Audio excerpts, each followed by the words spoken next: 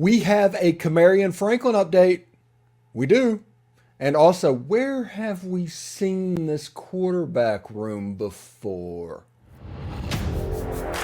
You are Locked On Ole Miss, your daily podcast on the Ole Miss Rebels, part of the Locked On Podcast Network, your team every day.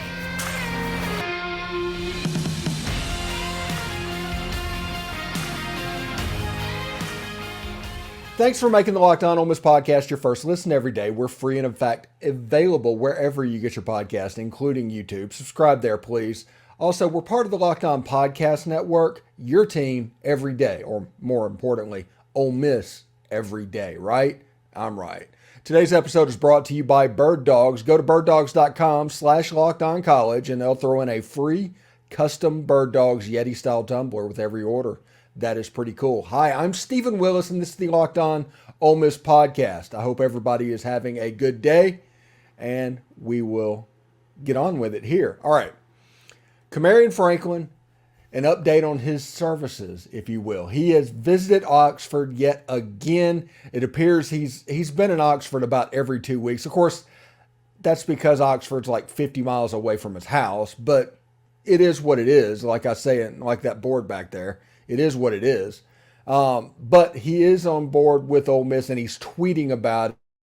Importantly, this is what Cam Franklin put in after the visit. He played a little golf simulator. He put the campus visit on there, had a good visit in Oxford. Was sure to shout out Randall Joyner, Coach Golding, and Kelvin Bolden for his trip. So Ole Miss is in pretty good shape for him, and I think his finalists are like Auburn, Tennessee, Miami, and Ole Miss. It'll come down to one of those four. And he's been down to Miami multiple times. He's been to Tennessee multiple times, including, I think, last weekend, if I'm not mistaken. And Auburn, I'm not 100% sure is what it is on that situation. They could do something, but that one kind of feels like a distant fourth at the moment, just of my untrained eye in this situation, not having any information on it. I think this is probably an Ole Miss-Tennessee battle. I think free trips to South Beach. He's all about going down to Miami because, heck, I live down here. I get it.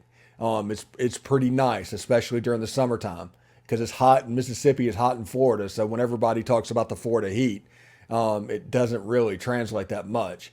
So he's going to visit these schools. Now, what everybody is waiting and looking for a commitment, right? Everybody wants a commitment. And the commitments now in modern college football is essentially like being named number one on the leaderboard.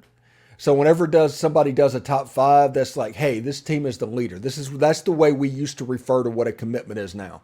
Because now a signing is actually a commitment. If you want to look at it for real, it's not even binding. It's just a commitment.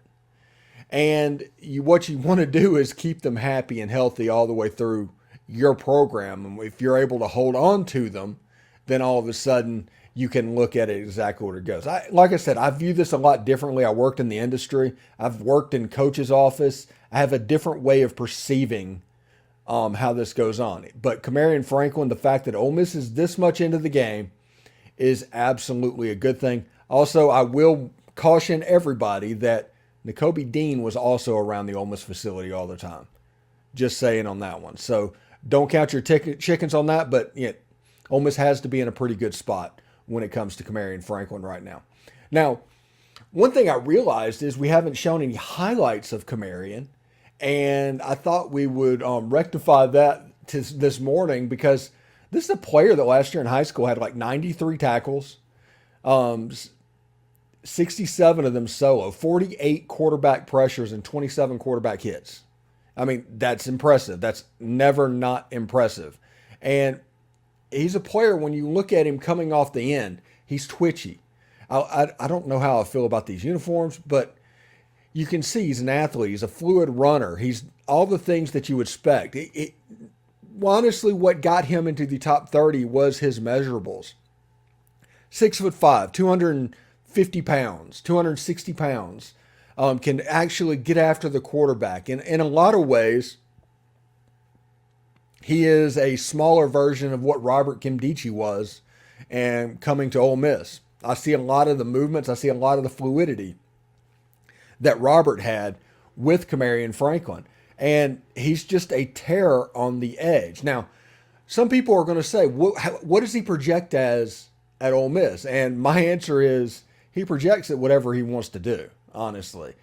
If you wanted a 260-pound jack, he could absolutely have the athletic ability to do that. If you wanted him on the strong side, like a Jared Ivey or a Cedric Johnson is penciled in for this year, he could do that as well. And he's a really good fluid player that just takes apart Mississippi high school players. He's a player at Lake Cormorant, and he just makes play after play after play, and they're probably going to be a pretty good team just based off of what he provides. It's a situation, if you can prevent the other team from running away from him, you've got a good chance. Because other than that, it's like, hey, 3-step drop, quick passes, and run away from him. And that's your only option because he just eats Mississippi high school football players for breakfast. And he's just a really, really, really good football player. And I know that's a lot of reallys, but he deserves it. So he's a good football player, and I just wanted to post up his highlights because it's the middle of June. We're looking for stuff to talk about. And as you can see, the next segment, we're going to be looking for stuff to talk about. But speaking of the next segment, this is the question I had. Looking at this quarterback room, where have I seen this before? And you're going to have to bear with me on it. But I think there's a little truth to it. And that's the scary part. And we will talk about that in just a minute. But first, I do want to let you know that this show is brought to you by Bird Dogs. Bird Dogs make you look good. You know, they've invented this stretchy khaki shorts designed to fit slimmer across your body. It looks great, honestly. And it's not cotton, rigid, and, ragged and things like that. But it's a really good fitting thing. And many people know my situation. And when it comes to my situation, I have to walk 2 or 3 times a day. Like today, it's thunderstorming. And I'm probably only going to be able to get to walk once, which means tomorrow I'm going to be a little wobbly. I mean, it's a necessity that I have to do it. And if you've ever walked in non-comfortable shorts or non-designed shorts to do it, after a mile, you feel it. If you have any doubts about what I'm saying, put on a pair of swim trunks and walk a mile. Seriously. It just is what it is. And you take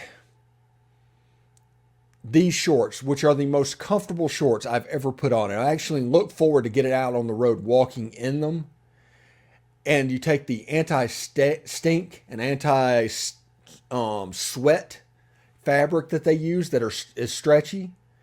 It's just fantastic and a perfect fit for whether you're at the golf course, Disney World or Universal, or going for a walk around the neighborhood. It's just absolutely perfect for that. And I think you should just listen to what I say, and you'll be in my comments telling me exactly how right I was after you get a pair. So go to birddogs.com/lockedoncollege for a free Yeti style tumbler with your order. That's birddogs.com/lockedoncollege for a free Yeti style tumbler.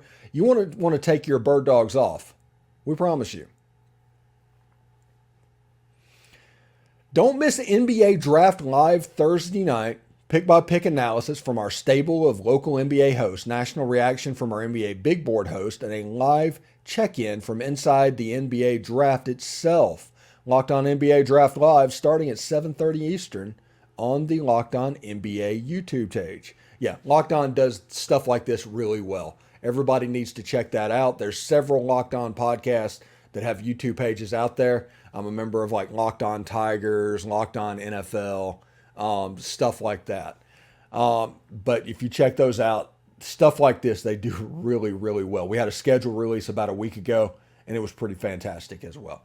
Anyway, it is the end of June. I think it's like the day after the summer solstice or something like that. And long summer days, all of that. So we decided to have a little bit of fun on the podcast. And we started thinking about, what does this quarterback room remind you of? Because this quarterback room is undoubtedly special. Nobody can pick this room apart. It is potentially the top college football room in the country. Period. It's not even close. There are people that would kill for our fourth string quarterback to be their starter. Factual. It's not spin. That's not anything like that. That's just the truth. And think about where this quarterback room was 2 days after the Egg Bowl, when everybody knew that Luke Altmaier was going to transfer, and you only had Jackson Dart as a scholarship quarterback in the room because Kincaid Dent was also going to transfer. You were positioned with a quarterback that was, if we would not have handled this correctly, and I don't even know to say correctly, we just overkilled the quarterback room. We could have had some problems. We wanted some competition for spring. We want some competition for fall and for the future. And Ole Miss has built a quarterback room that is similar to what Alabama did. If you look at it in 2016, I do compare Jackson Dart, toolsy-wise, favorable to Jalen Hurts. Now, one was a true freshman and one was a true sophomore. But they did a lot of same things. There's some questions in their passing game. Some of the questions you have, athletic ability. Jalen Hurts obviously has the advantage, but Jackson Dart can run the ball a little bit better. I do think Jackson is probably a tick better passer than Jalen Hurts. He gets that, goes through what he needs to do. All good. Then Walker Howard gets brought in. And I'm not going to talk about Spencer Sanders because Spencer Sanders, A, is a flight risk before fall. And B, I don't know if he's a necessity at this point. I've kind of talked myself into that over the summer. But he's there for now, but he's not going to count in this comparison that I'm doing, okay? So you have Mac Jones at Alabama. Mac Jones, Walker Howard. There's that comparison. Just almost apples to apples. Good players. They can come in, they can sling the ball around. Uber talented quarterbacks. Austin Simmons, Tua Tagovailoa. Heck, there was even an article on 3. We talked about it on yesterday's show about similarities between the two quarterbacks. And here's where it's even funnier. The next year's quarterback, the 2024 class quarterback, and Damon Williams Jr. is being compared favorably with Bryce Young. Now, all of these are not going to be straight up apples to apples match, but stylistically they're pretty close. And this room has a chance to be unbelievably effective moving forward. Like I said, there are people out there right now that would give their left arm for our fourth string quarterback. They just would. And there's nothing really that you can say against that. It's just really, really exciting to think about. And whenever you have Jalen Hurts and Jackson Dart, and passing wise, there's holes in their game and there's stuff that needs to be developed. You remember that conversation we had with Jalen Hurts. Jalen Hurts eventually lost the job to Tua. We remember that. But there was little holes in his game. Lane Kiffin made him very effective, but as he got on, kind of Tua caught him. Now, I'm not saying that's going to happen at Ole Miss. I'm saying that the competition's about to get legit. The competition's about to get overkill level. Because you have Mac Jones, a.k.a. Walker Howard, standing there in the background as well. Mac Jones had the greatest SEC passing season in history. And that was after backing up Jalen Hurts and Tua Tagovailoa. Absolutely nuts. Lane Kiffin recruited that quarterback room. Let me say that again, and I'll say it slower for people that are wondering why I'm talking about this. Lane Kiffin recruited that quarterback room. All of them. Every one of them. Heck, he even has a relationship with Bryce Young, even though he came in after the fact. He knew stylistically what those quarterbacks could do. He knew that those stylistic quarterbacks would fit in the offense that he likes to run. He knew that the differences stylistically would be a killer for teams trying to prepare because year to year, the team could look different. So I'm going to say this to you. Let's say Jackson Dart has a huge year. I know there's some people that don't think he's going anywhere because they're basing it off last year. Last year doesn't matter. If this year is a good year, Jackson Dart is gone, period. It's end of story. That's the way this program goes. But you have that 1 year of Jackson Dart and he goes. Walker Howard takes over for 1 year. The Mac Jones, if you would, and goes. Austin Simmons takes over for 1 year and goes. Damon Williams takes over for 1 year. Now, will that happen? No, it absolutely will not happen. Because in this age of the transfer portal, I'm not going to speak out of one side of my mouth and say commitments don't matter anymore and that you have to keep kids all the way happy through college to saying, okay, this is absolutely set in stone going to happen. No, but it could, and that's the definition of success in building a stable of quarterbacks is what Lane Kiffin has done.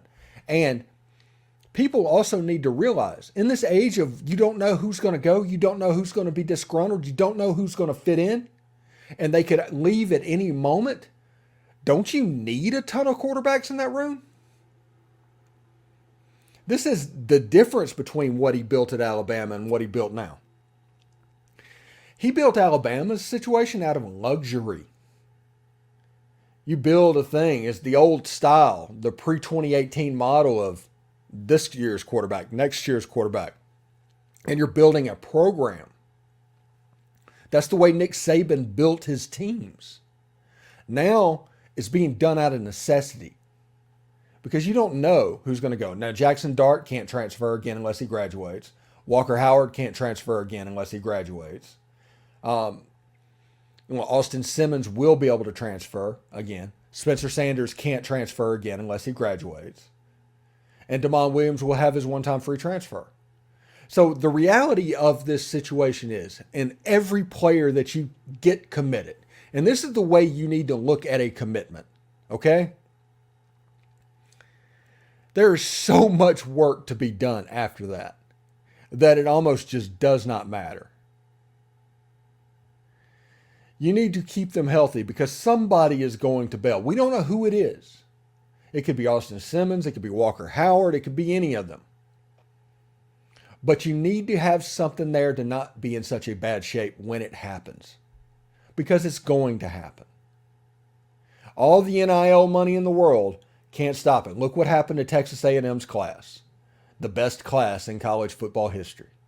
Look what happened to that class. So it is important for Ole Miss, even though tongue-in-cheek we can talk about how we're comparing it to that unbelievable quarterback room, probably the best quarterback room in the history of college football.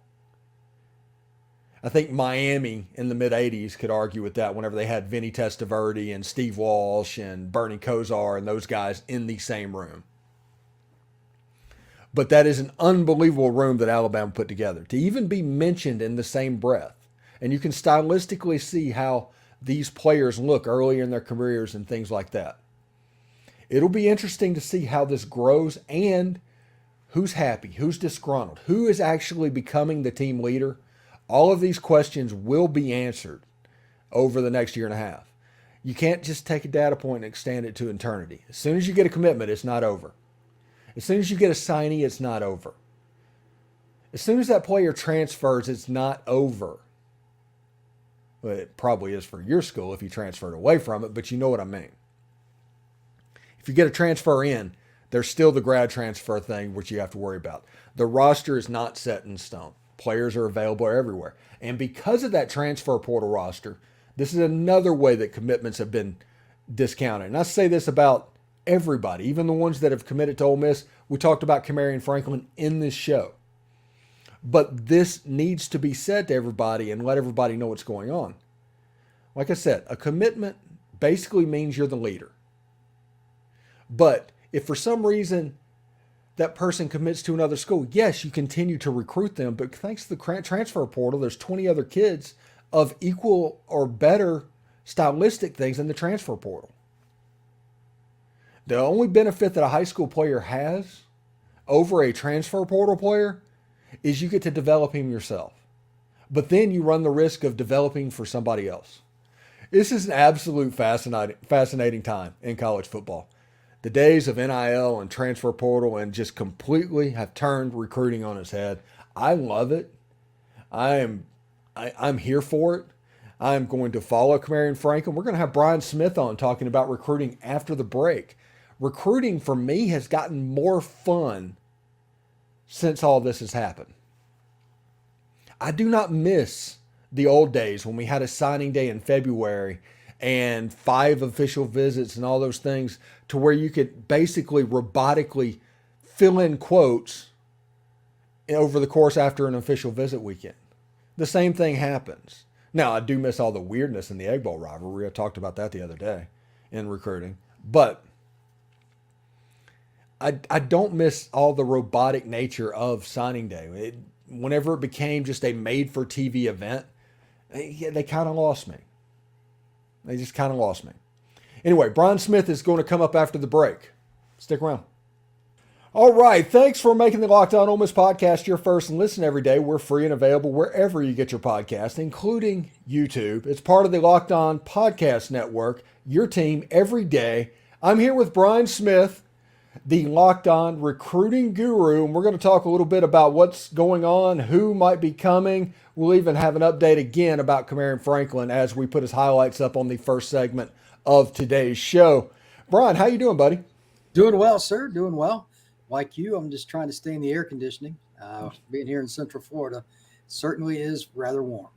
Yes, it absolutely is. And you're getting ready to start a little bit of a road trip. You're going down to, I think you said the Miami camps for a couple days, then over to a Future 50 camp, an Under Armour event over at IMG. Tell me about that. The one at IMG is the most important one of the summer. It's kids from all over the country that come in to one spot. We get to interview them. We get to watch them run around, do drills, get video of kids from California, New York, Ohio, everywhere. It's a lot of fun, man. And then the senior kids that are going to be going to the Under Armour game are also there doing some of the same stuff. It's a blast. Yeah, it sounds like a lot of fun. And the reason I bring it up is you're going over there. I do not know if Jimothy is going to be at that event, but Jimothy Lewis is an IMG Academy kid. And what do you know about this player? How does it stack up? And do you know anything about his recruiting at the moment? His recruitment has been all over the map. The last time I talked to him a couple months ago, Georgia was after him real hard. It was just a random conversation. I ran into him on the campus, and it just changes. I know that he's been to Ole Miss recently a couple of times. So it's been everywhere. I do know the kid has put in the time off the field. He changed his body completely. He got down under 290, and he looks really good. Now it's just where does he end up visiting in the fall?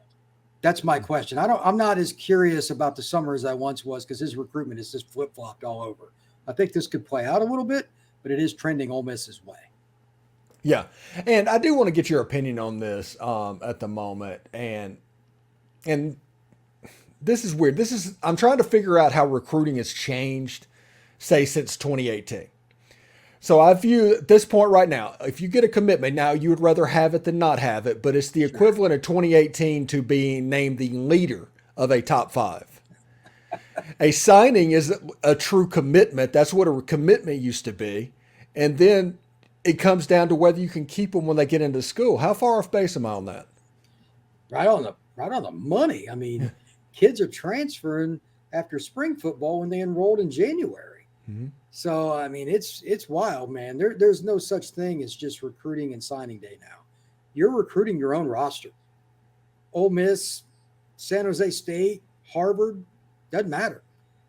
Everybody's kind of just moving around. And by the way, we need to get some kind of legislation on that gets a little more consistent. I think we can all agree on that. The transfer portal is beyond out of control. So it's changed the recruiting game, and it changes how coaches go about getting these high school kids. All right. So let's talk a little bit about Kamarion Franklin. Obviously, you are in the list. I think it's an Ole Miss, Tennessee, Miami type thing going back and forth, and you hear things. And I have a sneaking suspicion that South Beach is probably more involved on this than other sites might think that. Tennessee obviously is all in. But the kid seemingly shows up at Ole Miss's campus every 2 weeks. He was just there yesterday. And that has to be a good sign. But I think about it, and every time I get excited about it, I remember, well, Nakobe Dean did the same thing. Look, he's 17 years old, man. There's only so much predicting you can do. Nakobe obviously was a kid that Ole Miss and every school in the South wanted for a good reason. He was a 3-and-out guy at Georgia at the end of the day. So if you're not bringing him to campus, you're not doing your job. That's all you can do. Eventually, it's got to be Kamarion Franklin's decision, not Lane Kiffin's decision. So if that had been the case, he'd have been signed already. So, as far as Tennessee and Miami, all these schools have their pluses and minuses. They're all different. They're all different distances away from him. I don't know how you really pick. I mean, you think about South Beach to where Oxford is, you can't really get two more different demographics.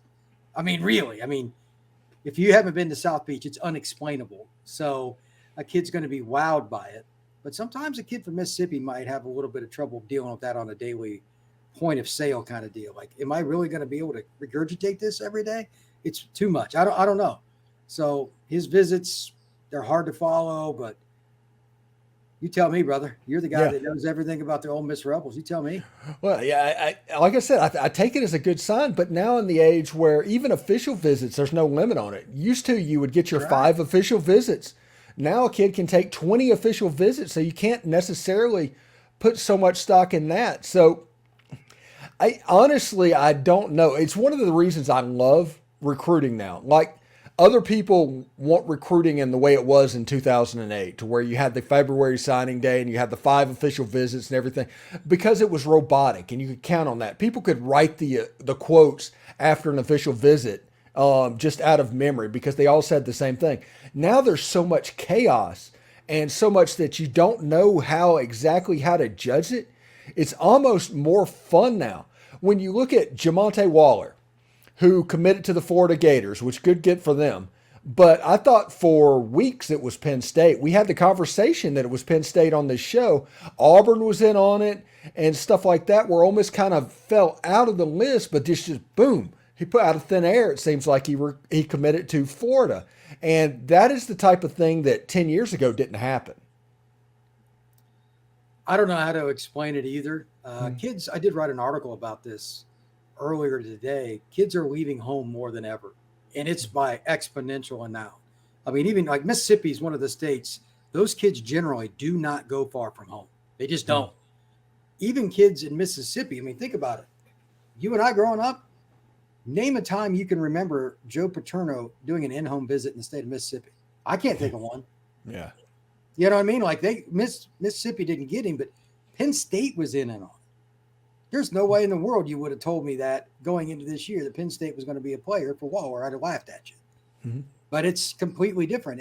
Kids look at it differently. Part of it's social media, part of it's cell phones, whatever, but they just want to travel a little more and see things. So you've got to be able to recruit out of state. And I think it's one of the reasons that Kiffin, his quarterback's from Arizona. It's just random, man.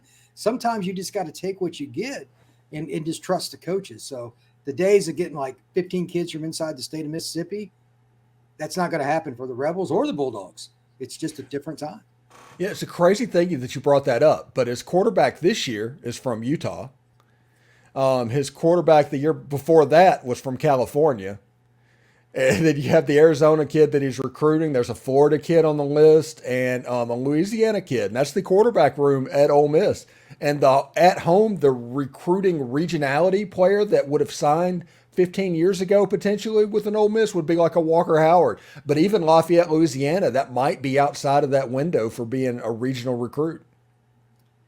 I can't explain that either. I mean, it's hard to get kids out of Louisiana, by the way. Yeah. LSU's done a good job, but Ole Miss has found their niche.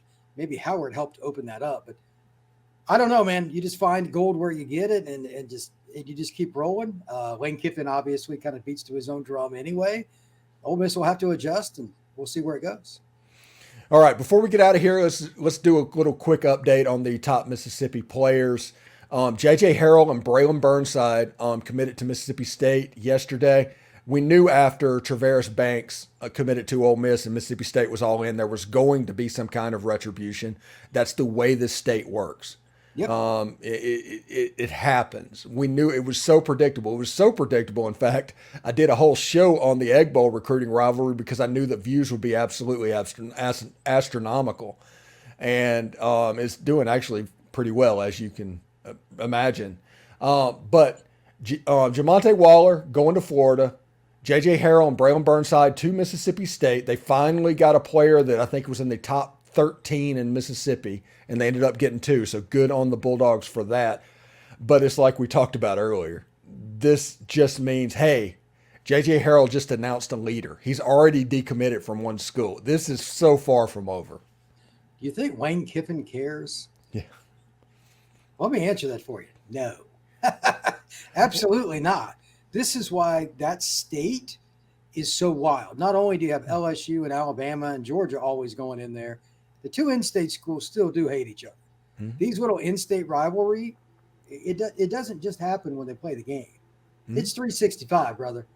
So, yeah, there's always set up commitments, et cetera, to try to curb momentum from the other school.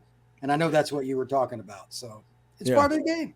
Yeah, it's what they do. And it's what they've done for 30 years. Like I said, it was very predictable.